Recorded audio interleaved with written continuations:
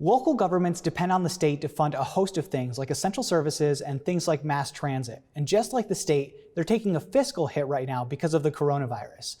With me now is back Casey Seiler from the Times-Union, who's usually with us on New York Now, but has been on a kind of hiatus because of the disease. And he's here to talk to us about how one city in particular is facing this whole pandemic. Casey, thank you so much for being here on New York Now. Dan, it's so good to see you, albeit virtually. Welcome to my attic. Yeah, great to see you and your attic. So you spoke to Albany Mayor Kathy Sheehan about how the city is coping. I'm an Albany resident. You are an Albany resident as well. And there were just a host of things that you guys talked about. What did you want to know from the mayor? The impact of the coronavirus lockdown is going to be like a tidal wave the city has never seen, as is, of course, going to be the case with counties and cities all across the state. They're estimating a 20% drop in state aid. They've already been warned about a 20% drop in tax revenue, and amazingly, an almost 40% drop in departmental income that just isn't going to be there. Right. I just want to listen to that clip quickly about you asking her about state spending and how that affects the city, because I think it's probably reflective of how other local governments are experiencing this. Let's just listen to that really quick.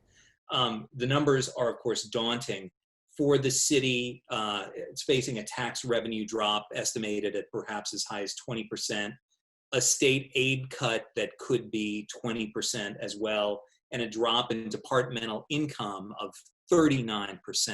What is that going to mean for the city over the course of the summer and indeed all through the year and perhaps into next year as well? Well, I think that the real challenge, in addition to the impact that it is going to have on our families, on our workforce, on city services, is that at the very time that we need city governments with all hands on deck to get the economy reopened, we're looking at these cuts. And it makes absolutely no sense. The federal government has provided direct aid to people, to cruise lines, to the airline industry, to businesses, all of which is needed. I'm not suggesting that that wasn't necessary, but our state and local governments are what we need to have on hand, and everybody working to get the economy reopened.